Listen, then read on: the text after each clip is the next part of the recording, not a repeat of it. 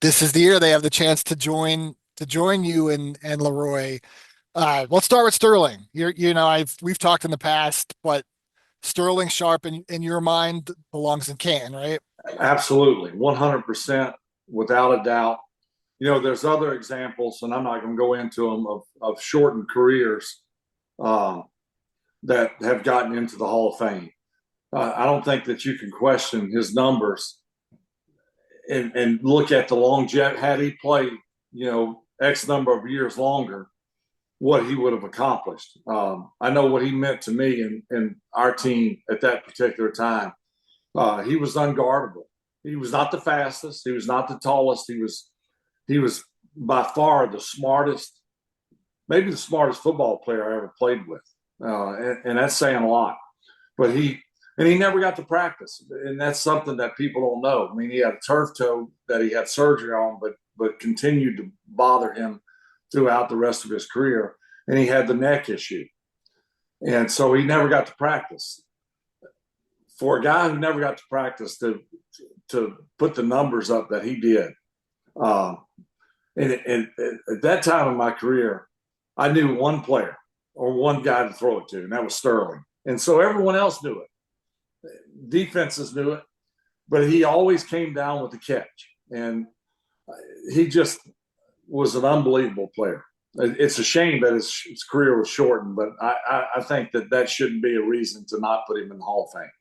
LeRoy said if he played, a 10-year career or normal length of a career, that he thinks he's the greatest receiver of all time.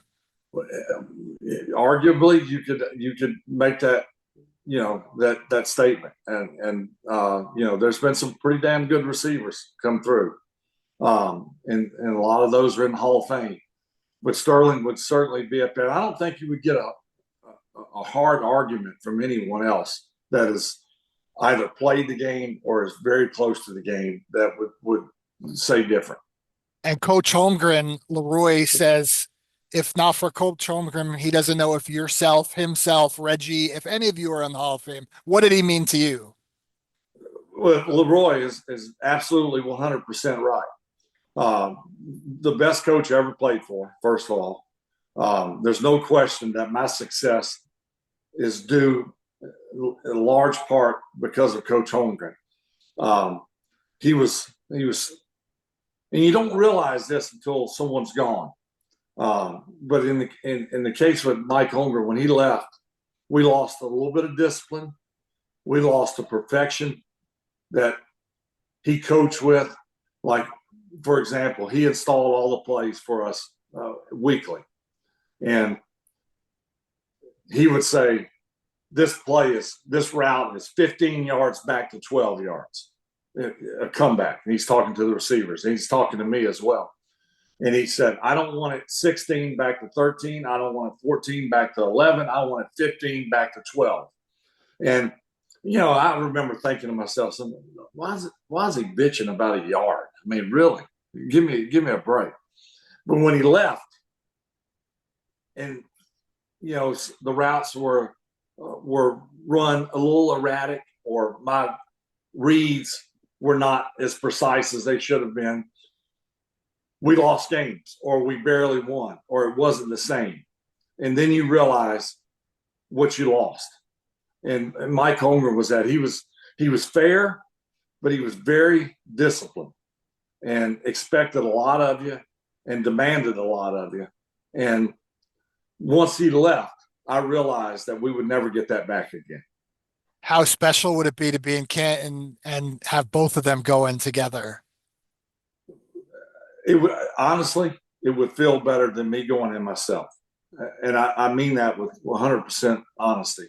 I'm truly honored that I'm in the Hall of Fame, but I know more than any other player that my success was based upon Mike Holmgren, Sterling Sharpe, LeRoy Butler, Reggie White, um, and just to be in there with all those guys would be nothing short of amazing. It'd be an awesome time. We've got two guys who you are very familiar with, who are now Hall of Fame finalists, and we will soon here find out the results and whether or not these guys are going to get in. Sterling Sharpe and Coach Mike Holmgren. Again, two guys that you were very well aware of, your buddies with, and you know what they're going through. LeRoy, talk to me about their candidacies here. The thing about it, real quick, is I'll take Sterling Sharpe first. Had Sterling Sharpe played 12, 13 years, he'd be the GOAT. Yeah. He'd be the GOAT. I've had that headline in my head for 10 years. He'd be the best of all time. Wow. Because he used to catch 100 passes double teamed long time ago in the early 90s. And the guy was 3-time first team All-Pro. The guy was truly amazing. So I think he'll have a good shot of getting in. Mike Holmgren, to me, is, and yes, I'm biased because it'll be two Packers, is to me the smartest coach I've ever been around because he cared more about you off the field than on. Wow.